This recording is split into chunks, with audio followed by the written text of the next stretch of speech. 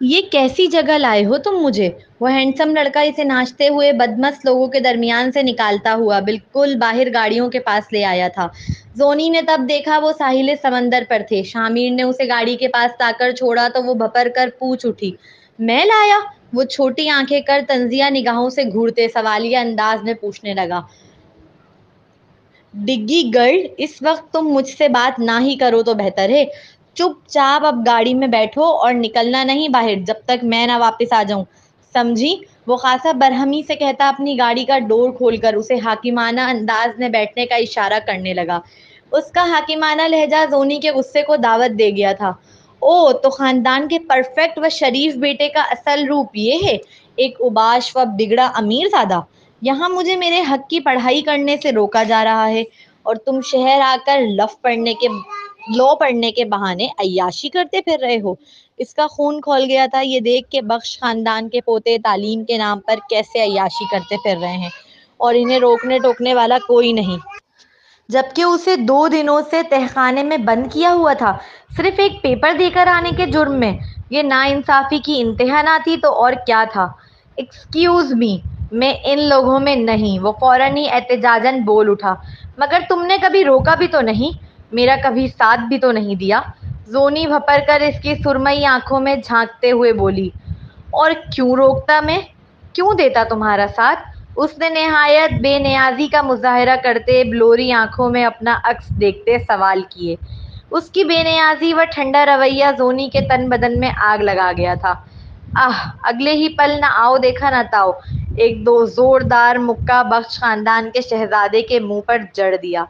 کیونکہ حملہ اچانک و اس کی توقع کے بالکل برخلاف تھا تو جبڑوں کے ساتھ ساتھ دماغ بھی ہلتا محسوس ہوا۔ پہلی بار زندگی میں کسی لڑکی سے مکہ کھایا تھا، وہ بھی اتنا جاندار کہ لمحہ بھر میں سر چکرا گیا۔ تیری؟ اس نے بھی پلٹ وار کرنے کے لیے اپنا ہاتھ اٹھایا۔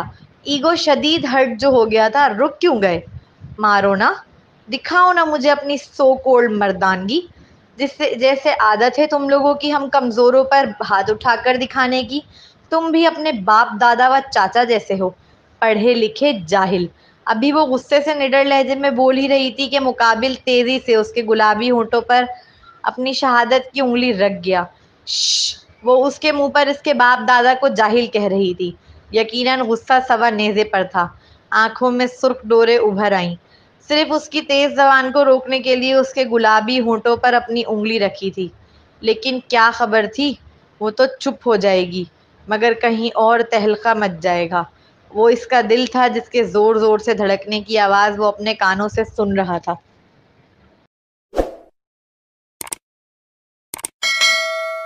Welcome to our channel novels by Hassan Kanwal. السلام علیکم لسنر، میں ہوں آپ کی ہوسٹ رائبہ سمیر اور میں حاضر ہوئی ہوں حسن کنول کا ناول وفائے یار کی ایپیسوڈ لے کر۔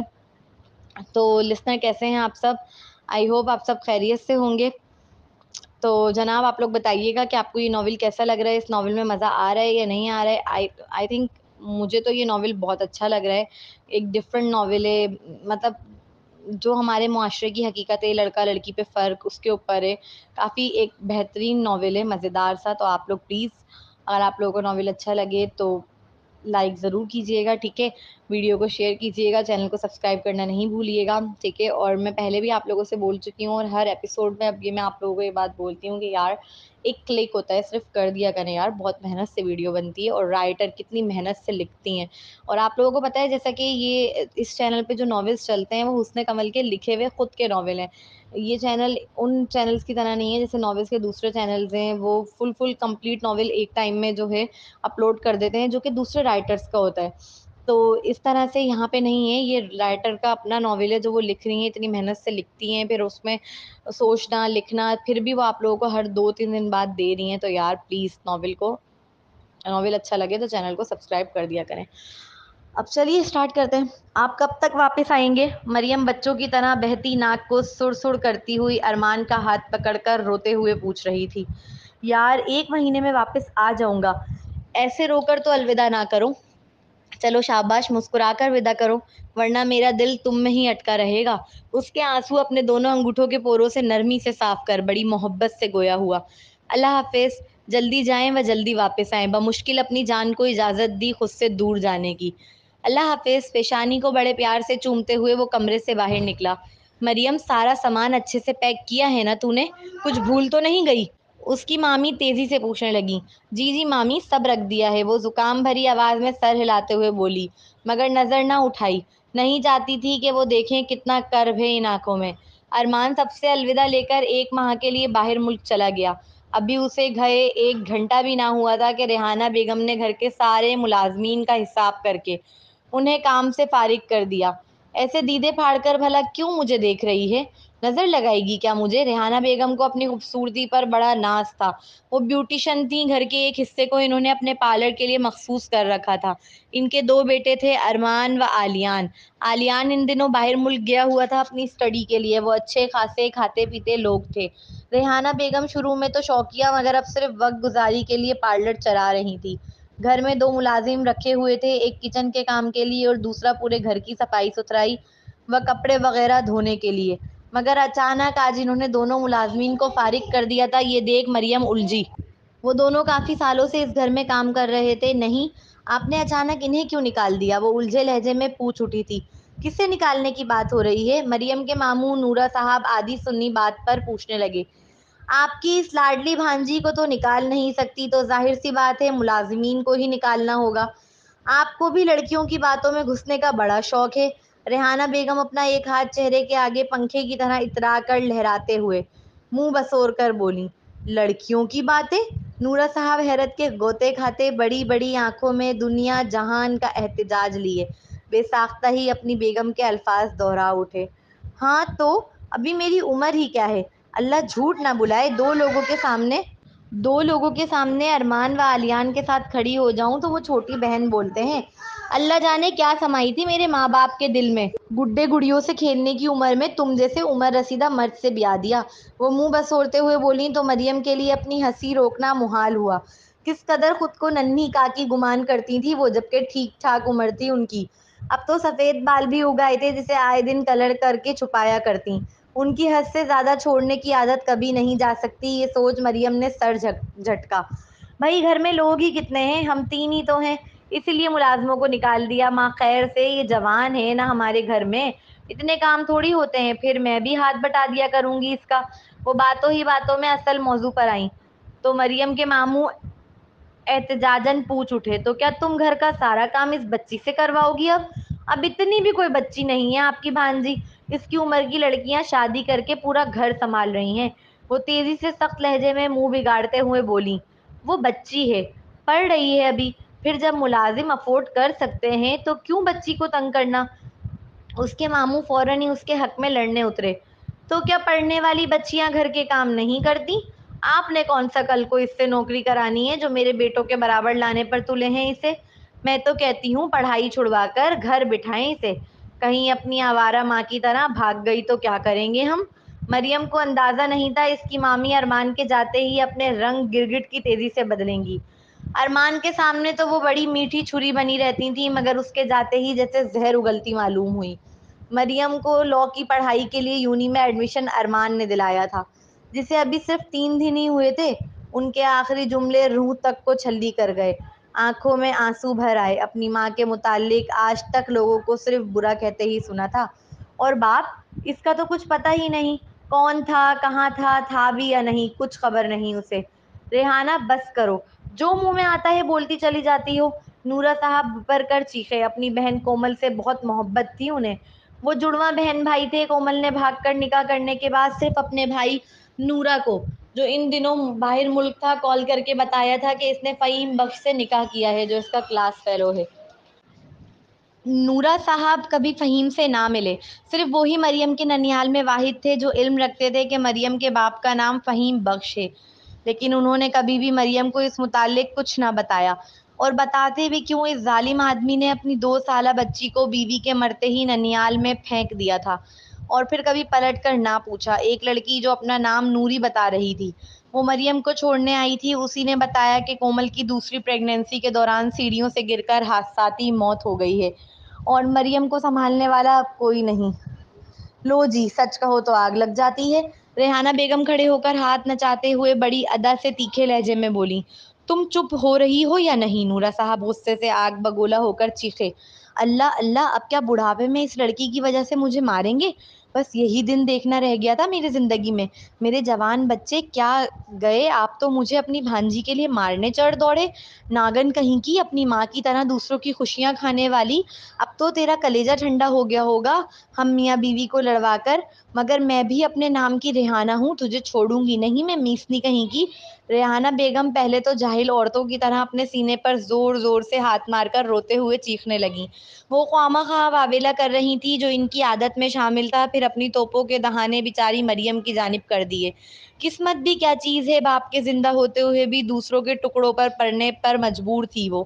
یہی وجہ تھی کہ وہ جلد سے جلد اپنے پاؤں پر کھڑی ہو جانا چاہتی تھی۔ اس کی باتیں اس کا دل بھاری کر گئی تھیں۔ دل چاہا پھوٹ پھوٹ کر روئے، وہ یہ سوچ کر اور ٹوٹی کہ آج تو پہلا دن ہے، ابھی تو ارمان کے واپس آنے میں پورا مہینہ ہے۔ اگلا سین۔ کتنی ہی دیر گزر چکی تھی مگر گاڑی رکنے کا نام نہیں لے رہی تھی، اوپر سے کان پر بجتے انگریزی گانے۔ یہ کون ہے انگریز کا بچہ؟ اس کے کانوں میں درد نہیں ہو رہا؟ میرے تو کان سن ہونے لگے ہیں۔ وہ اپنے کان خاصا جھنجھلاتے ہوئے مسلتے غصے سے بڑبڑائی۔ اب تو چکر آنے لگے تھے۔ آہ، جاہل کو گاڑی چلانا بھی نہیں آتا کیا؟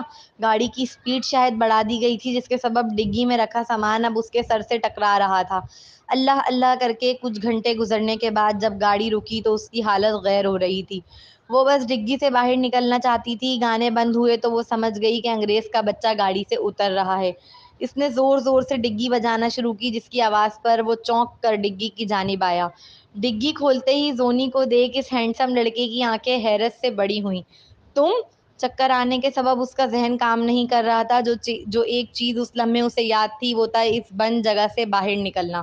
اس نے لڑکے کو نہ دیکھا، صرف اس کی سفید ٹی شرٹ دیکھی جو باہر نکلنے کی غرض سے اس نے مٹھی میں بھینچی، پھر اس کے سہارے سے چکراتے سر کے ساتھ اٹھنے لگی۔ تم میری گاڑی میں کیسے؟ شامیر ابھی حیرت سے پوچھ ہی رہا تھا کہ زونی نے اس کی سفید ٹی شرٹ پر الٹی کر دی۔ یگ! وہ فوراً ہی گھن کھاتا اس کا ہاتھ جھٹک کر دور ہوا، مگر تب تک دیر ہو چکی تھی۔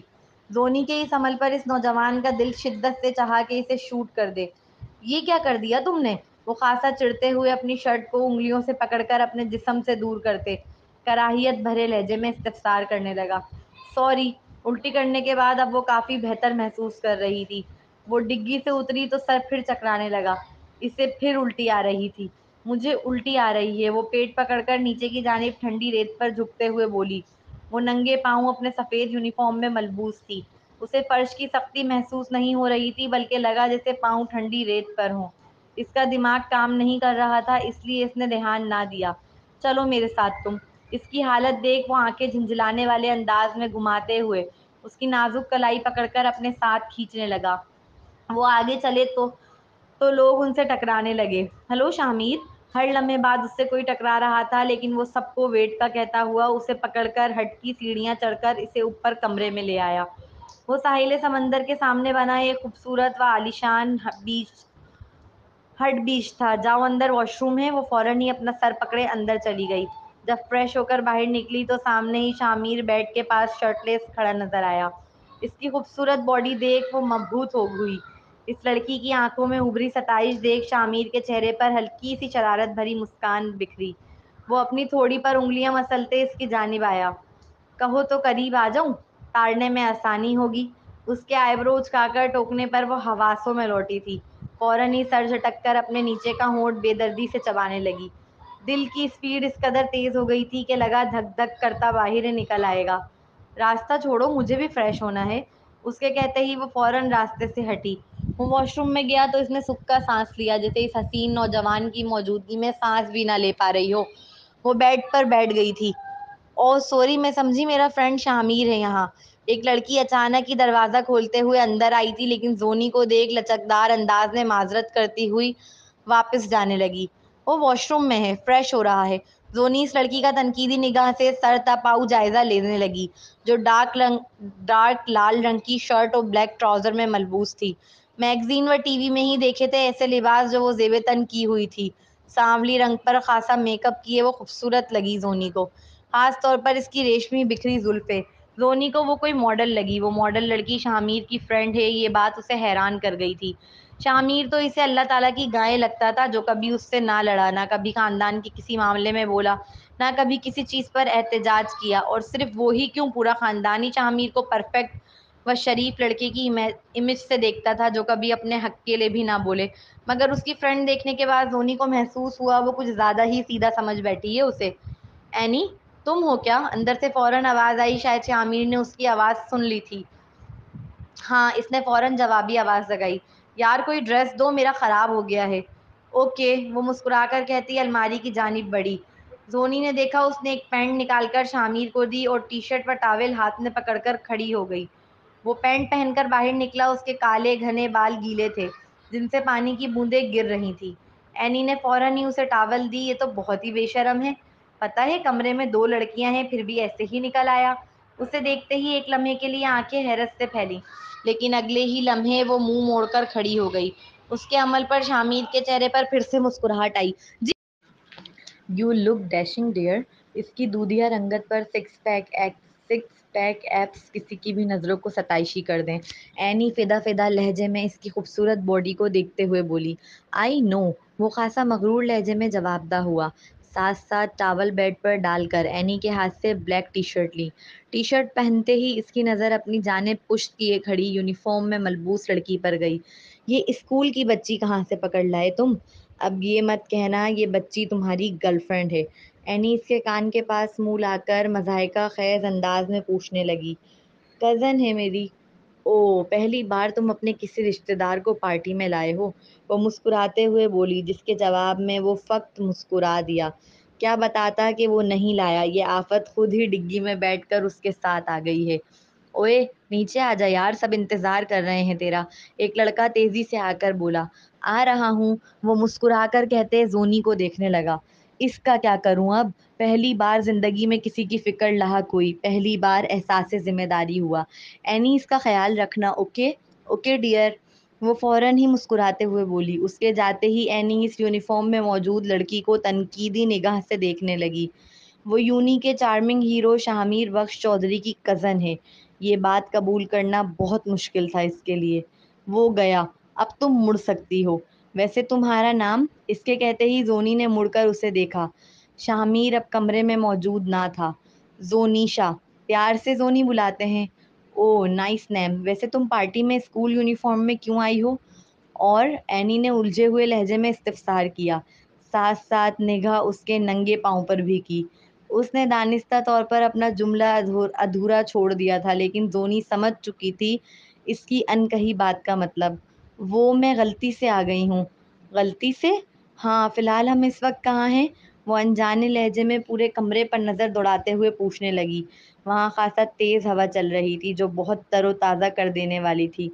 تم اس وقت میری پارٹی میں ہو ڈیئر، اور اب جب تم آ ہی گئی ہو تو چلو تھوڑا انجوائے کر لو، وہ کہتے ہوئے الماری کی جانب بڑھی۔ یہ یونیفارم پارٹی کے لیے ٹھیک نہیں، اس لیے ڈریس چینج کرنا ضروری ہے۔ اس نے ایک سفید ٹی شرٹ و بلیک پینٹ اس کے آگے کرتے مسکراتے ہوئے کہا۔ میں ایسے کپڑے نہیں پہنتی، وہ منہ بگاڑتے ہوئے کہنے لگی۔ تو اب پہن لو، کیونکہ پارٹی میں تو سب ایسے ہی پہنے ہوئے ہیں، اور پھر یہ کمفرٹیبل رہے گا۔ یونیفارم میں تھوڑا عجیب لگ رہا ہے، تم کوئی بچی لگ رہی ہو اسکول کی، اس کے منہ بسور کر مضحکہ خیز انداز میں کہتے ہی وہ تیزی سے بولی۔ میں بچی ہی ہوں، ابھی تو میٹرک کا امتحان بھی نہیں دیا ہے میں نے۔ اوکے، مگر پارٹی میں اگر تم یونیفارم پہن کر پھرو گی تو سب تمہیں ہی دنیا کے 8ویں عجوبے کی طرح دیکھیں گے، جو بہت عجیب لگے گا۔ اس کی بات سن وہ تھوڑا جھم گئی تھی۔ مجھے گھر جانا ہے، تم شامیر کو بلا دو۔ وہ مغربی لباس پہننے کے لیے تیار نہ تھی۔ وہ تو ابھی بہت بیزی ہے، تمہیں ویٹ کرنا پڑے گا ڈیئر۔ وہ ہونٹوں پر مسکان سجائے مفاہمانہ انداز میں گویا ہوئی۔ میری مانو، یہ پہن لو، تم پر اچھا لگے گا، ویسے بھی تمہارا یونیفارم تھوڑا گندا ہو گیا ہے۔ اس نے اپنے یونیفارم کی جانب دیکھا جو واقعی گندا ہو رہا تھا۔ قمیص شلوار وغیرہ نہیں مل سکتا؟ نہیں ڈیئر، یہی ہے بس۔ مجبور ہو کر وہ ڈریس چینج کرنے چلی گئی تھی۔ سفید ٹی شرٹ و بلیک پینٹ پہنے جب وہ باہر نکلی تو اینی اسے دیکھ مطمئن انداز میں مسکرانے لگی۔ بال وغیرہ بنا کر نیچے آ جاؤ، میں ویٹ کر رہی ہوں۔ اوکے ڈیئر، اینی کہہ کر اسے کمرے میں اکیلا چھوڑ کر چلی گئی۔ وہ ڈریس اس کی خوبصورت فگر کو خاصا نمایاں کر رہا تھا۔ وہ آئینے کے سامنے کھڑی ہو کر اپنا خود کا جائزہ لینے لگی۔ واہ، میں تو بہت خوبصورت لگ رہی ہوں۔ بالکل کسی ماڈل کی طرح، وہ جیسے خود ہی پر فدا ہوئی۔ بالوں کو پونی میں قید کر وہ کمرے سے نکلی۔ بس کمرے کا دروازہ کھلنا تھا کہ لاؤڈ میوزک کان کی سماعت کو پھاڑتا محسوس ہوا۔ اف، یہ تو کان ہی پھاڑ دیں گے میرے، وہ جھنجھلا کر کہتی ہوئی باہر نکلی۔ اس فلور پر 3 4 کمرے اور تھے، اس کے باوجود باہر صوفے پر ایک کپل نازیبا حرکات میں مشغول نظر آیا، جنہیں دیکھ اس کی آنکھیں حیرت سے پٹھیں۔ اس طرح کا منظر اس نے زندگی میں پہلی بار دیکھا تھا۔ اس کا تو دماغ ہی کام نہ کیا۔ ادھر چلو تم، وہ ابھی انہیں سن دماغ کے ساتھ دیکھ ہی رہی تھی کہ اس کا نازک ہاتھ پکڑ کر کسی نے کھینچا، جس کے سبب اس کا دماغ واپس حواسوں میں لوٹا۔ شاہ اس کا ہاتھ پکڑ کر کھینچتے ہوئے نیچے لے آیا تھا۔ رنگ برنگی لائٹس، لاؤڈ میوزک پر ناچتے نوجوان لڑکا لڑکی، بیہودہ مغربی لباس میں ملبوس لڑکیاں، یہ سب اس کی حالت غیر کر گیا تھا۔ یہ کیسی جگہ لائے ہو تم مجھے؟ وہ ہینڈسم لڑکا اسے ناچتے ہوئے بدمست لوگوں کے درمیان سے نکالتا ہوا بالکل باہر گاڑیوں کے پاس لے آیا تھا۔ زونی نے تب دیکھا وہ ساحل سمندر پر تھے، سامنے ہی سمندر ٹھاٹے مارتے ہوئے نظر آ رہا تھا۔ سورج ڈھلنے کے قریب تھا، اس کی زرد کرنیں آسمان پر پھیلی نظر آ رہی تھیں۔ سمندر پر ڈوبتے سورج کا منظر نہایت دلکش تھا۔ وہ حیران ہوئی تھی یہ کہاں لے آیا تھا شامیر اسے۔ زونی کبھی اپنے گاؤں سے باہر نہیں نکلی تھی، گاؤں تو دور کی بات، اسے تو حویلی سے بھی زیادہ دیر باہر نکلنے کی اجازت نہ تھی، جبکہ اس کا باپ شہر آتا جاتا رہتا تھا لیکن اسے لے کر کبھی نہ گیا۔ بچپن میں ضد کیا کرتی تھی وہ اپنے باپ سے کہ اسے شہر لے کر جائے، مگر ہوش سنبھالنے کے بعد اس نے ضد کرنا چھوڑ دی۔ ناز اٹھوانے کی تمنا تو کجا، اس نے تو بہت وقت ہوا اپنے باپ سے محبت کی امید بھی چھوڑ دی تھی۔ شاہمیر نے اسے گاڑی کے پاس لا کر چھوڑا تو وہ بھپر کر پوچھ اٹھی، میں لایا؟ وہ چھوٹی آنکھیں کر طنزیہ نگاہوں سے گھورتے سوالیہ انداز میں پوچھنے لگا۔ ڈگی گرل، اس وقت تم مجھ سے بات نہ ہی کرو تو بہتر ہے۔ چپ چاپ اب گاڑی میں بیٹھو اور نکلنا نہیں باہر جب تک میں نہ واپس آ جاؤں، سمجھی؟ وہ خاصا برہمی سے کہتا اپنی گاڑی کا ڈور کھول کر اسے حاکمانہ انداز میں بیٹھنے کا اشارہ کرنے لگا۔ اس کا حاکمانہ لہجہ زونی کے غصے کو دعوت دے گیا تھا۔ اوہ، تو خاندان کے پرفیکٹ و شریف بیٹے کا اصل روپ یہ ہے، ایک اوباش و بگڑا امیر زادہ؟ یہاں مجھے میرے حق کی پڑھائی کرنے سے روکا جا رہا ہے اور تم شہر آ کر لو پڑھنے کے بہانے عیاشی کرتے پھر رہے ہو۔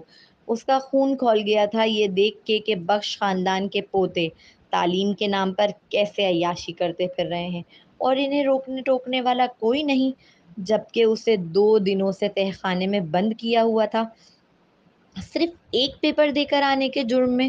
یہ ناانصافی کی انتہا نہ تھی تو اور کیا تھا؟ ایکسکیوز می، میں ان لوگوں میں نہیں، وہ فوراً ہی احتجاجاً بول اٹھا۔ مگر تم نے کبھی روکا بھی تو نہیں، میرا کبھی ساتھ بھی تو نہیں دیا، زونی بھپر کر اس کی سرمئی آنکھوں میں جھانکتے ہوئے بولی۔ اور کیوں روکتا میں، کیوں دیتا تمہارا ساتھ؟ اس نے نہایت بے نیازی کا مظاہرہ کرتے بلوری آنکھوں میں اپنا عکس دیکھتے سوال کیے۔ اس کی بے نیازی و ٹھنڈا رویہ زونی کے تن بدن میں آگ لگا گیا تھا۔ آہ، اگلے ہی پل نہ آؤ دیکھا نہ تاؤ، ایک زوردار مکہ بخش خاندان کے شہزادے کے منہ پر جڑ دیا۔ کیونکہ حملہ اچانک و اس کی توقع کے بالکل برخلاف تھا تو جبڑوں کے ساتھ ساتھ دماغ بھی ہلتا محسوس ہوا۔ پہلی بار زندگی میں کسی لڑکی سے مکہ کھایا تھا، وہ بھی اتنا جاندار کہ لمحہ بھر میں سر چکرا گیا۔ تیری، اس نے بھی پلٹ وار کرنے کے لیے اپنا ہاتھ اٹھایا، ایگو شدید ہرٹ جو ہو گیا تھا، مگر ہاتھ ہوا میں ہی رک گیا۔ یاد جو آ گیا تھا وہ ایک لڑکی ہے اور چاہے کتنا بھی غصہ ہو اپنے اصولوں کے خلاف نہیں جا سکتا تھا وہ، جبکہ مقابل بغیر کسی خوف کے اس کے اٹھے ہاتھ کو دیکھ رہی تھی۔ رک کیوں گئے؟ مارو نا، دکھاؤ نا مجھے اپنی سو کالڈ مردانگی، جسے عادت ہے تم لوگوں کی ہم کمزوروں پر ہاتھ اٹھا کر دکھانے کی۔ تم بھی اپنے باپ دادا و چاچا جیسے ہو، پڑھے لکھے جاہل۔ ابھی وہ غصے سے نڈر لہجے میں بول ہی رہی تھی کہ مقابل تیزی سے اس کے گلابی ہونٹوں پر اپنی شہادت کی انگلی رکھ گیا۔ شش، وہ اس کے منہ پر اس کے باپ دادا کو جاہل کہہ رہی تھی۔ یقیناً غصہ سوا نیزے پر تھا، آنکھوں میں سرخ ڈوریں ابھر آئیں۔ اس کا غصہ ویسے بھی خاندانی تھا، جلا دینے والا، سب تباہ کر دینے والا، مگر اس کے باوجود وہ کنٹرول کرنے کی بہت کوشش کر رہا تھا۔ دوسرے ہاتھ کی مٹھی اس قدر بھینچ لی تھی کہ نسیں ابھر آئیں۔ لیکن وہ لڑکی بجائے چپ ہو جانے کے اس کے غصے کی آگ کو مزید بھڑکانے کے لیے اپنی تیز زبان سے آگ میں گھی ڈالنے کا کام بخوبی جاری رکھے ہوئے تھی۔ صرف اس کی تیز زبان کو روکنے کے لیے اس کے گلابی ہونٹوں پر انگلی رکھی تھی، لیکن کیا خبر تھی وہ تو چپ ہو جائے گی مگر کہیں اور تہلکا مچ جائے گا۔ وہ اس کا دل تھا جس کے زور زور سے دھڑکنے کی آواز وہ اپنے کانوں سے سن رہا تھا۔ یہ پہلی بار تھا جب کسی لڑکی کو چھونے پر دل دھڑکا ہو۔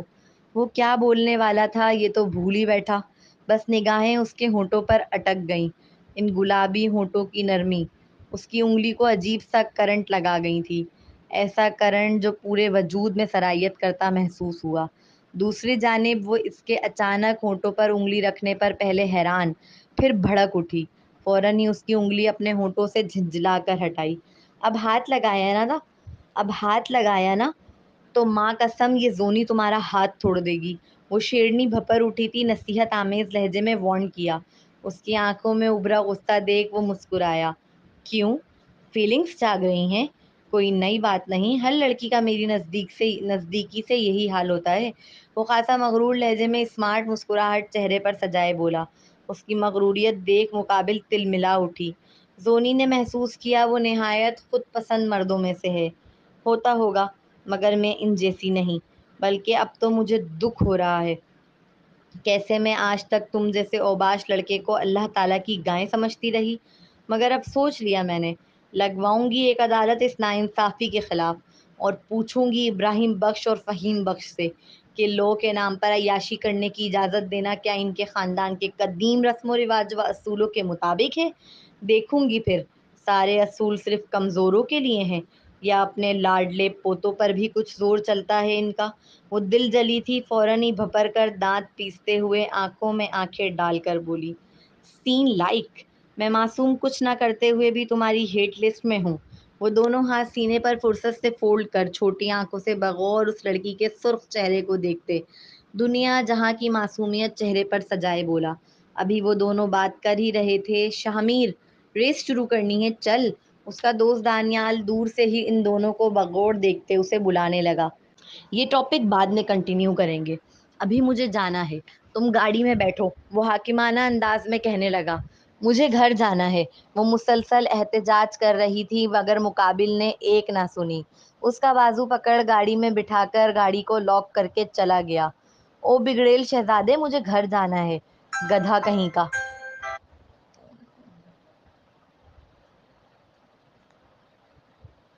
او بگڑیل شہزادے، مجھے گھر جانا ہے، گدھا کہیں کا، مجھے اندر لاک کر کے چلا گیا۔ وہ شیشے کو دونوں ہاتھوں سے بجا کر چیخ رہی تھی مگر وہ تو اسے اندر لاک کر کے جا چکا تھا۔ کون تھی وہ ہوٹی؟ دانیال نے شرارت سے پوچھا۔ ہوٹی؟ وہ خاصا اعتراضی لہجے میں، کزن ہے میری، 15 سال کی بچی ہے ابھی۔ اس کی آنکھیں غسیلی تھیں، یہ جملہ ادا کرتے وقت نہایت جتاتے ہوئے کہا۔ دانیال اسے حیرت سے دیکھنے لگا، اس کی آنکھیں انگارے برسا رہی تھیں۔ اچھا اچھا، سمجھ گیا، چھوٹی بچی ہے، پھر اسے کیوں لایا ہے یہاں؟ وہ ذہن میں چلنے والا سوال پوچھے بغیر نہ رہ سکا۔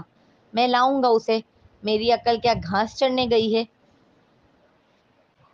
کہ بخش خاندان کی اکلوتی بلا کو اپنے ساتھ لاؤں؟ وہ خود آئی ہے ڈگی میں بیٹھ کر۔ وہ منہ بسور کر سر جھٹکتے ہوئے بولا۔ نہیں جانتا کیا چیز زیادہ بری لگ رہی تھی، اس لڑکی کا ساتھ آنا یا اپنے دوستوں کا اسے ہوٹی بلانا۔ ڈگی میں بیٹھ کر؟ واقعی؟ اس کا حیرت کے مارے منہ کھلا تھا کہ وہ لڑکی گھنٹوں کی مسافت طے کر کے گاڑی کی ڈگی میں بیٹھ کر آئی ہے۔ جب کافی دیر گزر گئی اور وہ چیخ چیخ کر نڈال ہو گئی تو خاموش ہو کر ڈیش بورڈ پر اپنے پاؤں رکھ کر سیٹ کو کمفرٹیبل کر کے آنکھیں موند لیں، لیکن بھوک کے سبب نیند بھی نہ آئی۔ آنکھیں کھلیں تو سورج آخری سلام دے رہا تھا۔ ایسا منظر زندگی میں پہلی بار دیکھا تھا اس نے، بہت دلکش و روح کو تازگی دینے والا منظر لگا۔ وہ مکمل سورج ڈوبنے تک خوشی سے گاڑی میں بیٹھی رہی۔ جیسے ہی سورج ڈوبا وہاں سفید لائٹس آن ہو گئی تھیں، ساتھ ساتھ اس نے کافی دور سے کار کی ریس لگتی دیکھی۔ اسے بھوک لگ رہی تھی، بھوک ہر گزرتے لمحے کے ساتھ شدید ہوتی جا رہی تھی۔ وہ دنیا کا ہر ستم برداشت کر سکتی تھی مگر بھوک نہیں۔ اس کے ہاتھ پاؤں کپکپانے لگ جاتے تھے اگر وقت پر کھانا نہ ملے۔ یہ انگریز کی اولاد، گدھے کا بچہ، اسے کوئی احساس ہے یا نہیں؟ ہے نا آخر بخش خاندان کا پوتا، مجھے اس گاڑی میں بند کر کے چلا گیا، اب میں کیا کروں؟ وہ پھر سے کھڑکی پر ہاتھ مار کر بجانے لگی، مگر وہاں کوئی نہ تھا جو اس کی آواز سنتا۔ اس کا بھوک کے سبب اب کلیجہ کھچنے لگا تھا۔ جب کسی نے مدد کی پکار نہ سنی تو کوئی چیز ڈھونڈنے لگی جس کی مدد سے گاڑی سے باہر نکل سکے۔ چوہے زور و شور سے پیٹ میں دھما چوکڑی مچا رہے تھے، جس کے سبب دماغ مفلوج ہوتا جا رہا تھا اور شدید غصہ آنے لگا۔ بہت ہو گیا، یہ کہتے ہی اس نے ڈیش بورڈ پر رکھا شیشے کا پرفیوم اٹھا کر زور سے ڈور کے شیشے پر دے مارا اور خود نیچے کی جانب جھک گئی، جس کے سبب شیشہ دھماکے سے ٹوٹا۔ شکر وہ ٹوٹے ہوئے شیشے سے باہر نکل کر گاڑی کی چھت پر کھڑی ہوئی، پھر سلائڈ کی طرح اس پر سے پھسل کر نیچے اتری۔ ارے تم کہاں غائب ہو گئی تھی؟ اینی اسے جوس پیتے دیکھ تیزی سے اس کے پاس آ کر فکر مند لہجے میں استفسار کرنے لگی۔ اور یہ تمہارے ہاتھوں پر خون کیسے لگا؟ گاڑی سے نکلتے وقت کچھ کانچ کے ٹکڑے اس کے ہاتھ میں چبھ گئے تھے، لیکن بھوک کی شدت کے سبب اس کا دماغ کام ہی نہیں کر رہا تھا، اس لیے اسے تکلیف کا احساس ہی نہ ہوا۔ وہ بیچ ہٹ میں داخل ہوئی جہاں پہلے کی طرح لڑکے لڑکیاں دنیا جہاں سے بے خبر چپک چپک کر ناچتے ہوئے نظر آ رہے تھے۔ اس کے پاس سے ویٹر جوس کے گلاس لے کر گزرنے لگا، جسے اس نے روک کر دھڑا دھڑ جوس کے گلاس پینا شروع کر دیے تھے۔ وہ گدھا کہاں ہے؟ اس کی بات کو سن کر اگنور کرتے دانت پیستے ہوئے پوچھا۔ کون؟ مقابل ناسمجھی سے۔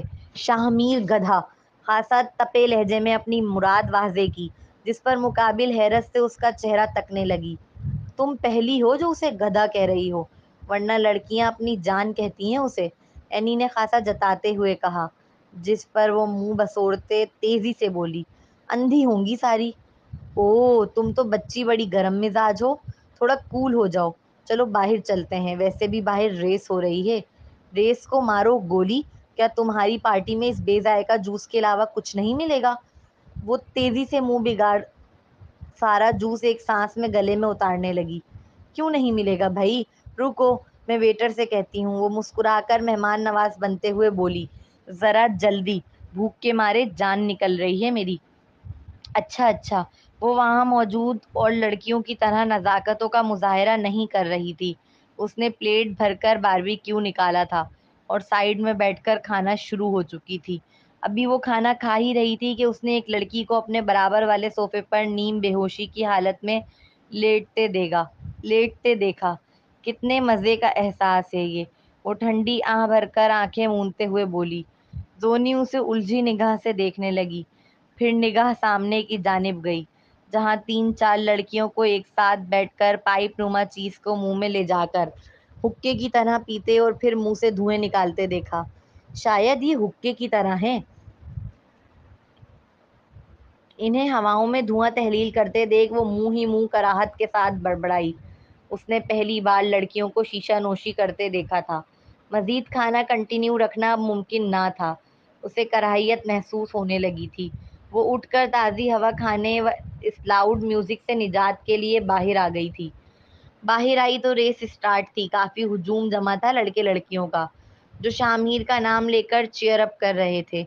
یہ سب شاہ میر کیوں کر رہے ہیں؟ وہ ناسمجھی سے برابر میں کھڑے لڑکے سے پوچھنے لگی۔